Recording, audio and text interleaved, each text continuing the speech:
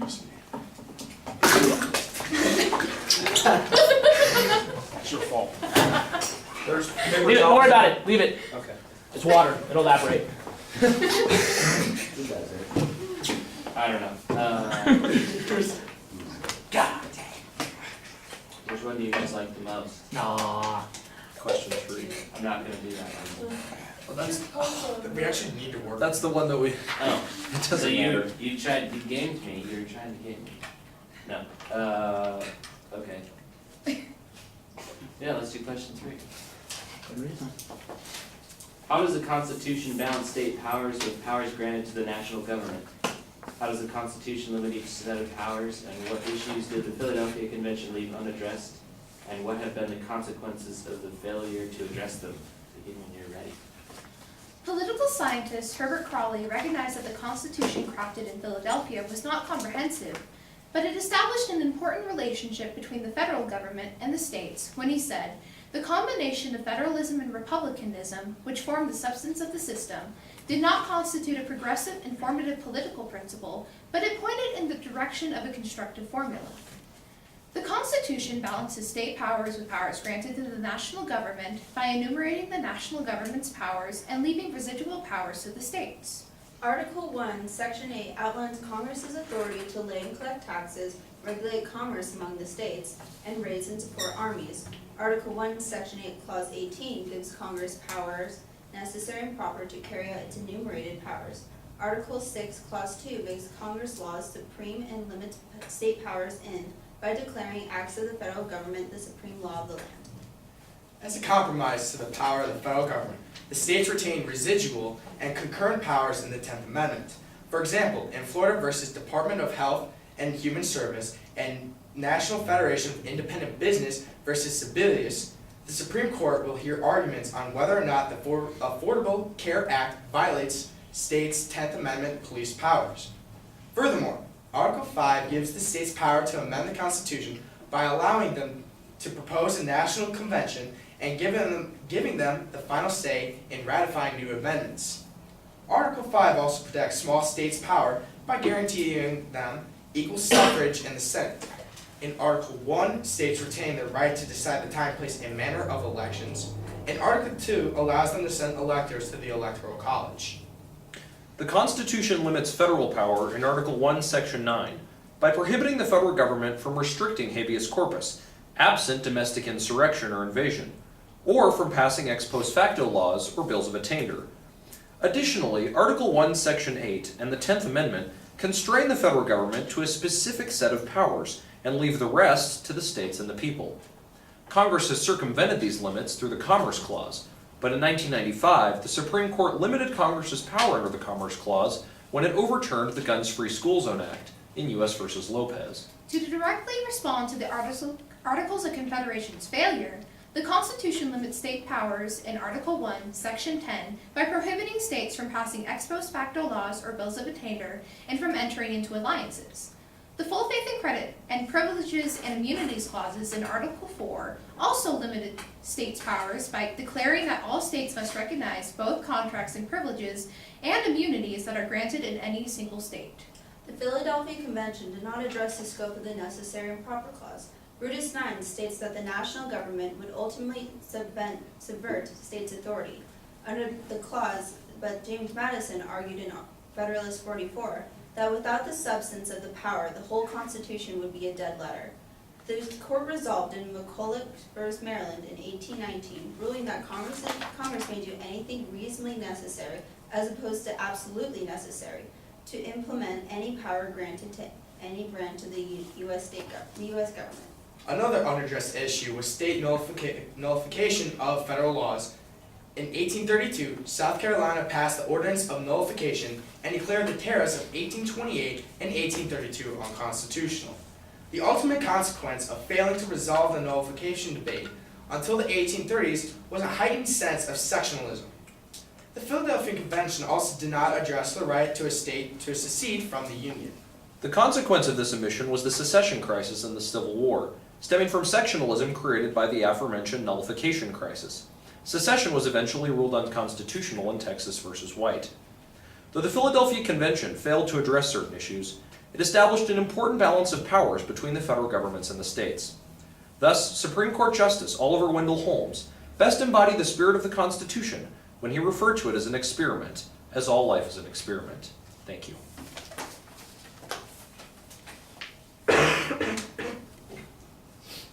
Thank you. Go ahead, Mr. Oaks. In your opinion, has the Commerce Clause been applied too broadly? Why or why not? Well, no, it hasn't, because during the Civil Rights Movement, the Commerce Clause was used to, it was used to enact the Civil Rights Act, and it basically ended segregations in any public facilities. So in that instance, it was a good thing, and it wasn't too broad of a scope to use it in that instance. Well, currently we have many states with different laws that oppose to what the national government would want. For example, how in California medical marijuana is legal, and in Raich versus Gonzalez, the Supreme Court ruled that under Congress's right to the Commerce Clause, the people couldn't grow their own medical marijuana because it's under Congress's power.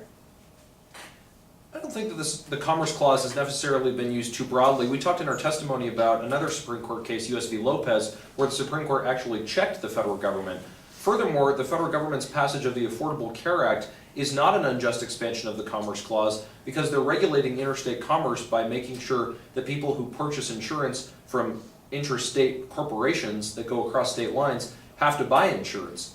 Furthermore, this also meets one of the requirements for a Commerce Clause, which is that for a just use of the Commerce Clause, which is that the law specifically regulates the chains of commerce and the means by which commerce can cross state lines, like insurance.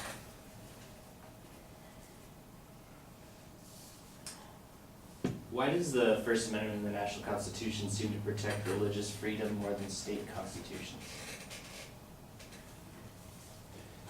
I think what they were trying to go with is just that they came from a monarchy, and that was kind of like the whole, divine right, and so they were trying to let people have their own choice, and not have to be okay, well, you have to be this or you have to be that. It was more of their way of giving the states more power than over the federal government by allowing citizens to choose what they want to believe in. Historically, we can see that many colonies actually drew inspiration from being religious sects that split off. For example, Rhode Island was formed by Puritans like Anne Hutchinson, who were expelled from their colony because they didn't agree with their Puritan values and radical religious values. So the reason is that the Constitution was a more overall arcing protection of natural rights, but many states still have historical roots with a specific religion, which is probably why they're just as lax. And also you can say that the founders took the idea of when you have an overlying religion that negates all other religion, it can cause strife even within the the head of the government or the royal family. You can see this when Queen Mary, after King Edward, was completely Catholic. She did not want any Protestants at all. And it wasn't until Queen Elizabeth's time that this reign of terror over the Protestants was negated. And so they could see that and apply that to the Constitution.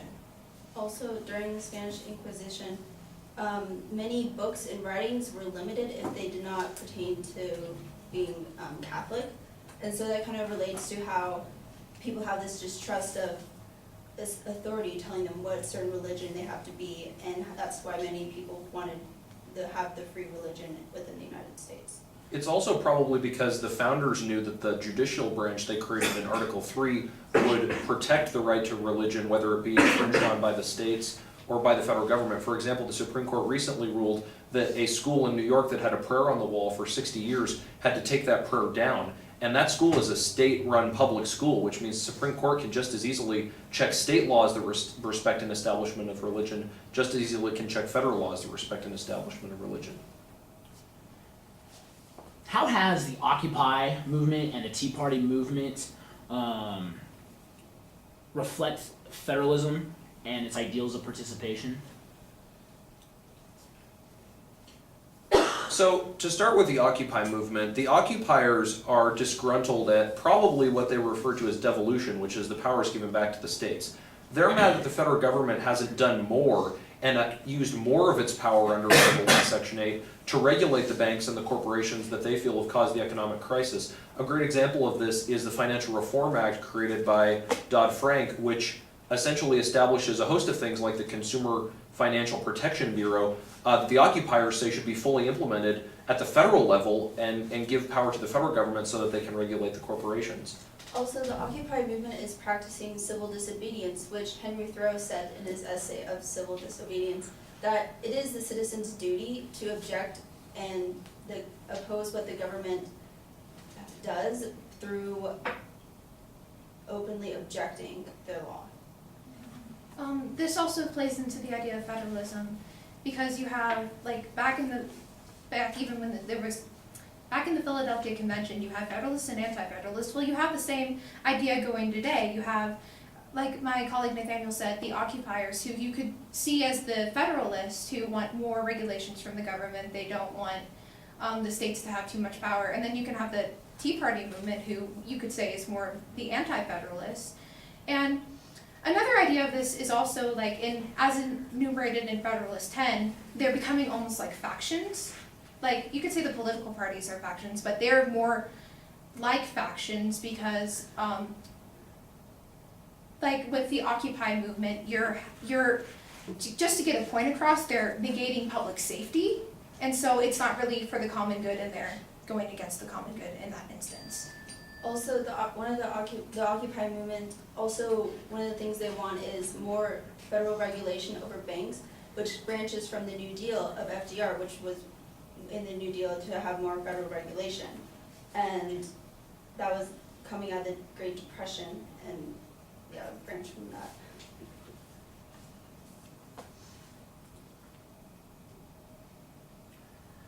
How has the history of elections changed this balance between powers granted to national and state governments? Could you rephrase the question? Yeah, how has the history of the election cycle, giving and taking away suffrage from certain individuals, had a role in this balancing of state and national powers as you guys talked about in your testimonies? Well, in the Constitution, the states are given power to hold the time, place, and manner of their elections. But the biggest historical example of the states really trying to take control of a federal election is the Civil War, when many southern states like Virginia didn't even put Abraham Lincoln's name on the ballot. So this was a distinct shift to the anti-federalist perspective, to the state's power of even deciding who they wanted their voters to be able to vote for to run the country. Trying to bring this back to more of today, if we would look into like the Citizens United versus FEC and super PACs today, it's kind of allowing more of the people, more of it's like how like in the Philadelphia Convention, it was more of like all these demigods, all these guys that were white, rich, property owners. Well, now people can go in and donate as much money as they want off the record. They can donate millions of dollars. It's their kind of way of, now that they can kind of control the elections based on how much money they want to give them for their own ad campaigns, or how they can mudsling differently in many other ways.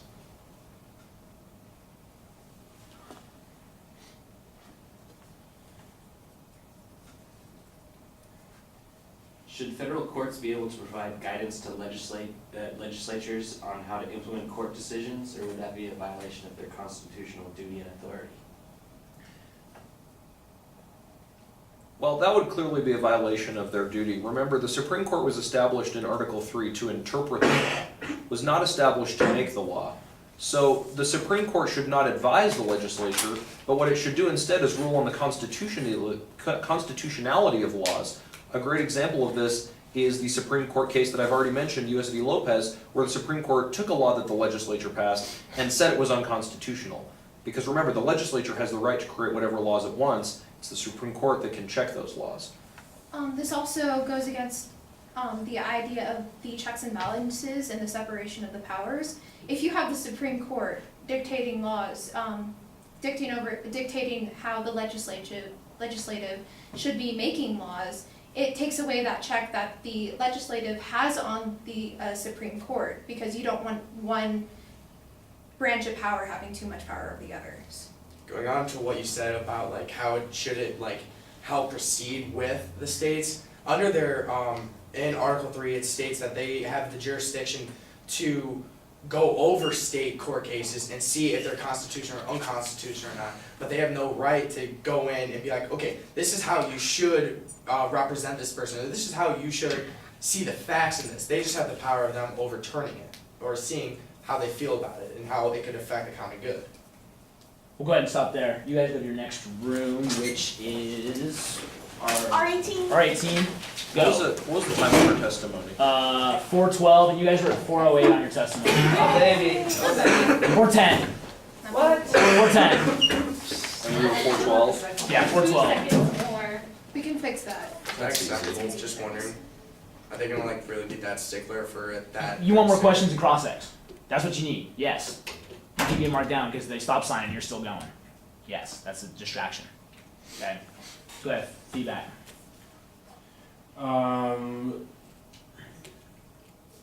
You guys need, and I'm not sure if it's just this question, you said you all need to work on it. I thought your cross-ex answers were a little bit too wandering and long in some places. You need more concise and you need brevity in your answers. And you guys answered the question, but it took us so long to get there that you kind of lost me in some spots. And you know your stuff. The other thing I would mention is anytime you mention a monarch that has the name's been used more than once, make sure you Queen Elizabeth first. Yeah. Just so the judges know that you know the time period you're talking about as opposed to the current queen. You guys talked about the New Deal a couple times, excuse me, and this Occupy Tea Party and the economic kind of influence of those two movements. It might be helpful, and Mr. Clark may disagree. There's a case that's famous for New Deal, kind of before New Deal and after New Deal. It's a Lochner is the case. There's a thinking in Lochner, Lochner, I don't remember. It's very famous. There's like this Lochnerian pre and post Lochnerian constitution, and it has to do with the New Deal and the constitutionality of it. Contract rights and people working. Right, and it's fairly significant in terms of economic influences of the New Deal and all that kind of stuff. But that was all I had. So not bad, not too bad. Hey, good. Just be sure that, I don't know if you're not really sure about what your testimony is or if it's changed a little bit, but sorry, I don't know your name. Oh, Gabby. Gabby. Your testimony is just a little down and not as enthusiastic as the rest of your team.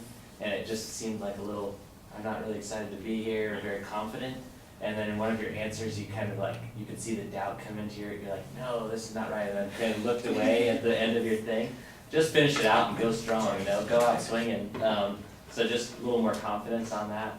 I really liked how a lot of times you guys were looking at the person when they were talking and kind of nodding your head in agreement or whatever that may be. That's helpful, even for your teammate, knowing that they're like, you're backing them up, but also helpful for the judges to know that you're thinking and actively engaged instead of just staring off into space. Nathaniel? I liked your example about Rhode Island. I thought that was cool, and I'd like to see more examples in your cross-ex questions. But one thing to be careful of is saying remember, because you're replying, you remember this, and it's kind of disrespectful to tell like a judge or lawyer, you need to remember that Article 3 says this, and you said it a couple times, so it might be a habit, but it's just something to, don't let it kill you, but it's just a little like, That makes sense. don't tell me to remember that, like that. And then, just more examples, but, good. All right, on the positive side, you guys have great contact and you guys present very well. It's definitely evident. A couple things on your testimony, I would put the 10th Amendment after all the stuff in the Constitution for the states. So just do it in chronological order because the 10th Amendment comes after. Okay. I would also somehow, some way in that nullification, secession stuff, talk about slavery as being something missing from the Constitution. And that's what leads to that secession debate. Even the nullification crisis was ultimately about slavery. Because it's about the agricultural model. And I completely forgot to include Bill of Rights. Um, Sorry. That's okay. I put that in. Another case that checks the Commerce Clause in devolution is U.S. versus Morrison, because you guys always go to Lopez. There's another case you can throw out. So we have Raich versus Gonzalez. That's another one you need to Lopez. use that you didn't say. Wait, Gabby, what? Gabby used it. Did she? Yeah. No, it's U.S. versus Saenz with the transportation of privileged immunities and like the idea of welfare and healthcare. So that's one you can use for What's that case called? U.S. versus Sanez, something like that. Saenz? Sanchez? No, it's not Sanchez. Saenz? Saenz. It's like Saenez. And did the Supreme Court strike down a federal law? No, they upheld, because someone moves from one state to another, you can't take away their welfare because of privileges and immunities Okay. and full faith and credit. So they upheld, but did they strike down a law that was taking No. on welfare? No, they just struck down the actions of the state to refuse, to deny Oh, him okay. certain things. My question about Occupy versus Tea Party and federalism, the Tea Party's been elected on every single freaking level of government, from city to state to national government. That's important, you gotta talk about that. Okay, you guys talked about Occupy the whole time and nobody touched the Tea Party. Tea Party is huge in this federalism issue because they've gotten elected where the Occupy movement has not. It's huge, it's important, you gotta talk about it, that's why it's important. Elections, powers granted. 17th Amendment, who does it take power away from? The state legislature. State legislatures. Initiatives, referendums, and initiatives, who does it give power to? People. People. What did Wyoming do for a certain group of individual? Gave women the right to vote Give them right first. the right to vote first, and then it becomes a constitutional amendment. Oregon versus Mitchell. Oregon tries to lower the voting age to 18 in all elections, checking states and national government in terms of voting. Okay. Is that last question about Article 3 in states? Incorporation, Bill of Rights, 14th Amendment. Right, I think that's something they missed in that question. I know you guys need lots of examples in this. Yeah. So, it's good, we're getting there. Just more examples and getting in there quicker. And then one thing you could maybe potentially add, I think you need to cut a little bit of Gabby's part. In her last section, she reads about the necessary and proper clause. So that's the, In terms of addressing, I think it's too long. And then Madison has a great quote about states not being able to nullify during the nullification crisis. okay. So I think that's something you could look at. James Madison? James Madison. He was still alive? Yes, he was. Oh, wow. He hates John C. Calhoun. Yeah. Because Calhoun tried to use him as the basis for his argument. Not very happy about that. Go. Where we go? Didn't Madison write one of the R4.